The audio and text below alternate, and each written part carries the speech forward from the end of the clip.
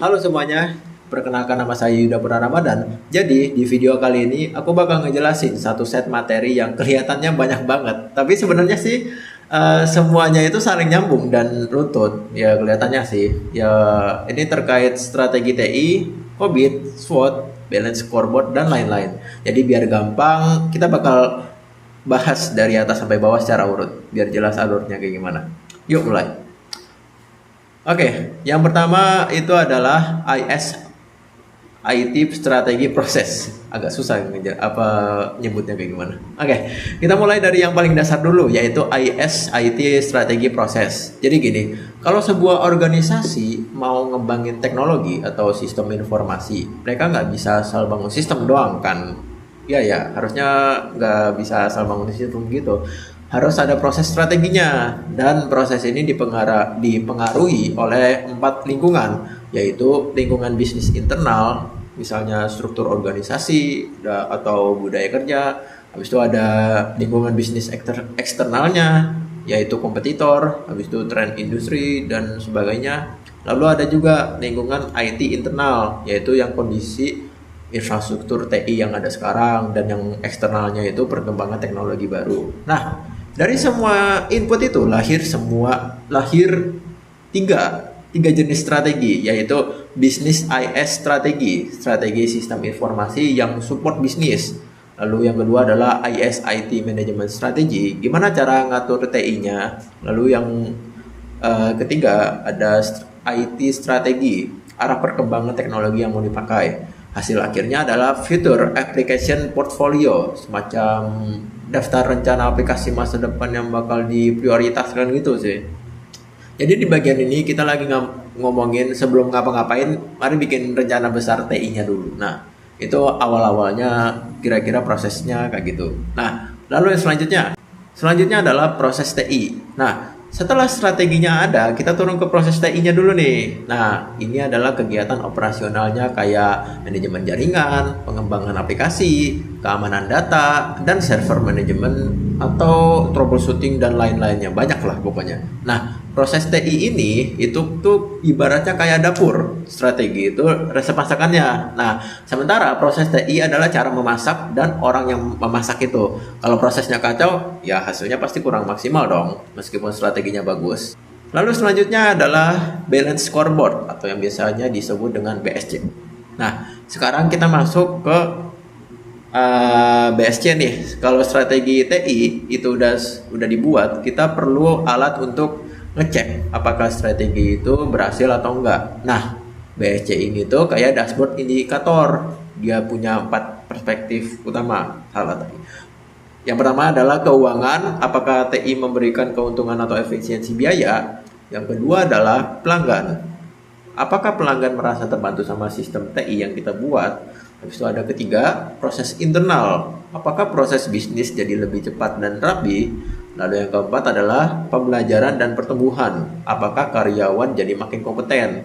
Jadi BSC ini membantu perusahaan supaya nggak cuma fokus ke uang doang. Jadi melihat kinerja secara lebih seimbang lah. Lalu selanjutnya adalah alignment goal atau yang biasanya disebut dengan AG, yaitu singkatannya doang sih.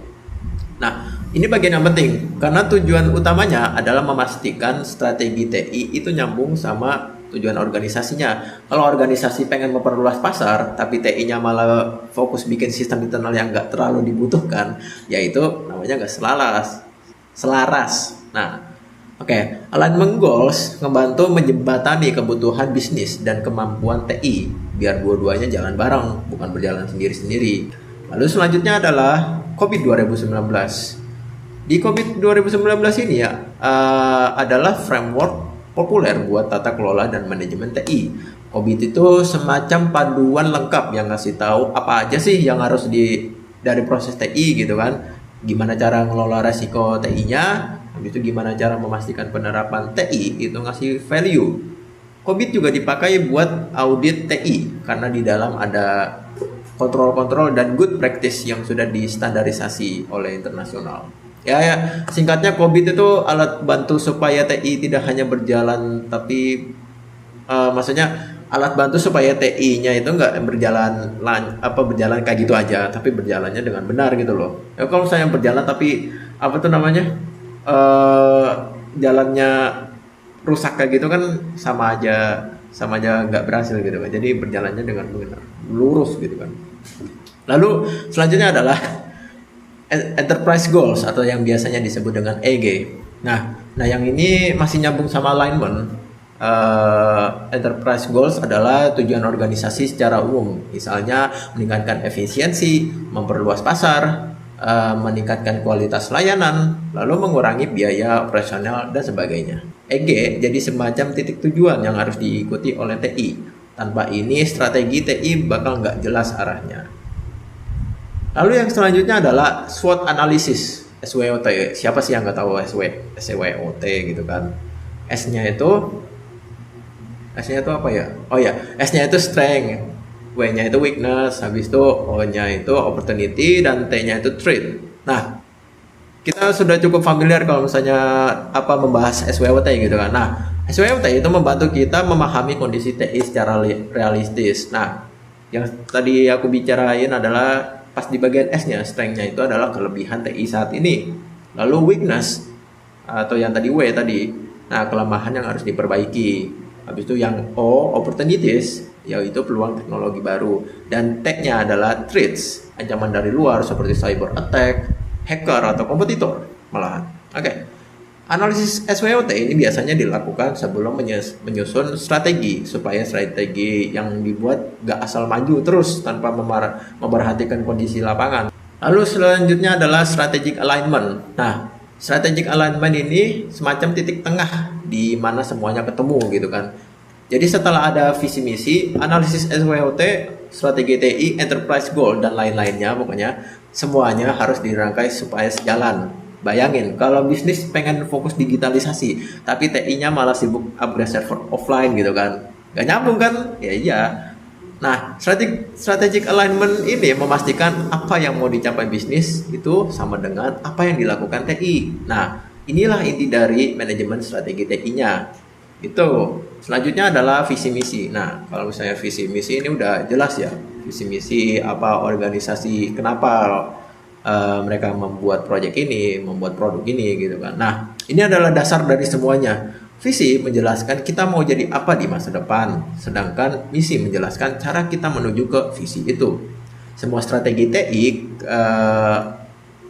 alignment, pengukuran kinerja, semuanya harus kembali ke visi dan misi. Kalau TI nggak mendukung visi dan misi, berarti nggak ada yang salah dalam perencanaannya. Lalu, yang ke-10 adalah capability level. Dan terakhir adalah ini yang terakhirnya tuh. Okay. Capability level ini adalah skala maturitas proses TI mulai dari level 0 yaitu incomplete, level 1 perform, level kedua manage, level ketiga establish, level 4 predictable. Udah sampai 6 aja. Level 5 optimizing. Oke. Okay. Capability level membantu organisasi tahu apakah proses TI mereka masih jalan seadanya atau sudah sangat profesional dan siap dioptimalkan. Kalau mau ningkatin kualitas TI, kayak najakin capability level ini, adalah langkah yang penting. Oke, jadi itu dia penjelasan lengkap dari masing-masing elemen dalam gambar tadi. Nah, semua komponen ini sebenarnya saling mendukung dan membentuk alur perencanaan TI yang jelas, mulai dari visi, analisis SWOT, penyusunan strategi alignment, pengukuran performa, sampai evaluasi lewat KOBI 2019. Semoga penjelasan ini membantu kalian untuk melihat gambaran besarnya dan semoga bermanfaat. Terima kasih sudah menonton. Bye.